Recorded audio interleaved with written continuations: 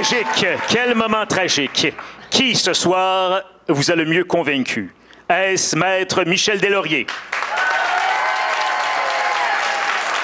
Est-ce Maître Pierre Collin? Merci. Allons voir celui d'entre nous qui, à cause de sa beauté physique, pourrait être un danseur Chippendale, David Laflèche. Résultat. Pierre Collin l'emporte. Maître Pierre Collin. Et on s'agenouille également devant la performance de Michel. Vous avez été tous les deux délirants à souhait. Dites-moi tous les deux, quel est le préjugé que vous entendez le plus fréquemment sur la danse sociale? J'ai jamais entendu parler de préjugés contre la danse sociale. Non, alors quand on dit par exemple que la danse sociale est quétaine... Ben, je pense qu'il y a différents types de danse. C'est vrai qu'il y a certains styles qui peuvent être un peu rétro, mais même des styles qui en fait à une époque étaient considérés comme rétro, par exemple comme le swing, ça date des années 30-40, ben, ça revient en force. Et il y a de plus en plus de monde, surtout des jeunes d'ailleurs, qui dansent le swing aujourd'hui. Il y a Maître Deslauriers tantôt qui soulignait que les femmes n'avaient pas toujours leur place en danse sociale. Est-ce que vous êtes d'accord avec ça? Évidemment, on a fait la remarque en particulier à cause du tango. Et puis, le tango, c'est une danse vivante, un peu comme la salsa, le swing aujourd'hui, une danse d'improvisation. Et le rôle de la femme est très important dans le tango, au niveau du jeu de pied, au niveau de ce qu'elle crée avec le mouvement qui est initié par l'homme. Donc, en fait, je trouve que c'est plutôt l'opposé. L'homme a la responsabilité de mettre la femme en valeur. D'accord avec ça? Ouais, je pense qu'effectivement, dans la plupart des danses sociales, que ce soit le tango, la salsa ou le swing, les femmes sont vraiment en charge de la sensualité de la danse. C'est elles qui amènent ce côté sensuel. C'était que des hommes qui dansaient, je pense que ce serait pas mal moins sensuel. Alors, parlons-en de cette sensualité. Est-ce que cette sensualité, cette espèce de rapprochement entre les individus peut être une cause de divorce? Répondez franchement.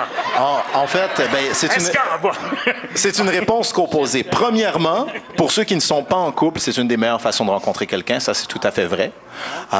Deuxièmement, pour certains couples, c'est une thérapie, en fait. Ils n'ont pas d'activité commune. Ils cherchent une activité commune qui, en même temps, peut être cardio-active et en même temps les rapprocher. La danse sociale s'y prête bien sous toutes ses formes. Puis, finalement, je pense que c'est un accélérateur dans une situation où peut-être on était déjà inconfortable. On se rend compte qu'on n'est pas vraiment compatible parce que, finalement, on est confronté à d'autres options. Et je pense que, en fin de compte, ça raccourcit le temps de peut-être ce qui était une fin inévitable. Oh, c'est une belle réponse, ça. C'est une belle réponse. Il y a 300 000 personnes qui pratiquent la danse sociale. Vous attribuez ça à quoi au Québec? 300 000 personnes au Québec. En fait, le Québec, c'est une place vraiment unique dans le milieu de la danse parce que ce soit en danse sociale, que ce soit en swing, salsa, tango, etc., le Québec a une concentration énorme de champions canadiens, même champions américains ou internationaux au niveau de toutes ces danses. Donc, les meneurs mènent la foule et il y a beaucoup de meneurs au Québec. Et je pense qu'on est aussi un peuple qui aime la culture, aime la vie.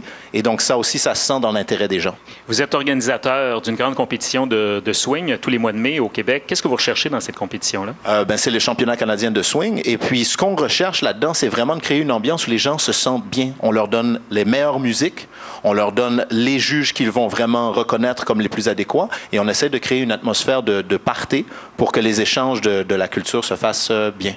Qu'est-ce que ça vous a apporté personnellement de danser? Je pense qu'il y a énormément de choses que la danse m'a apporté. En fait, moi, j'ai une formation à la base de chimiste. Et donc, la danse, en fait, ça a été complètement une révolution pour moi. Aujourd'hui, je fais plus du tout de chimie, je vis de la danse. Et donc, c'est ça, finalement, d'être capable de lâcher un domaine complètement scientifique. Mais entre nous, oui. La chimie, ce qui se passe entre deux individus, mon cher Patrick, c'est aussi de la chimie. Oui, tout à fait. Vous êtes quand même dans le même domaine.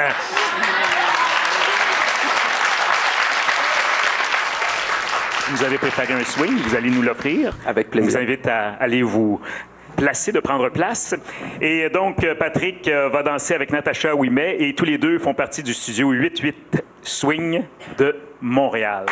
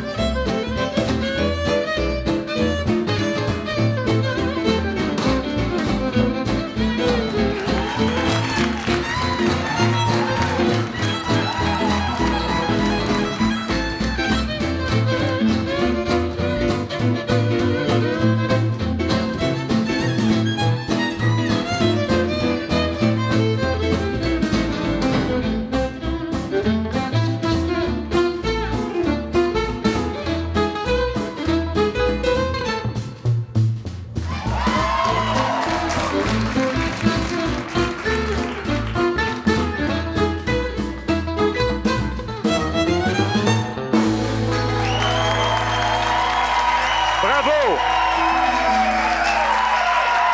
Bravo à tous les deux pour cette magnifique chimie. Alors, à ceux qui disent que Fred Astaire était un meilleur danseur que Ginger Rogers, j'ai le goût de dire que Ginger faisait exactement la même chose que Fred, mais à reculons et en talons hauts. Je vous laisse là-dessus.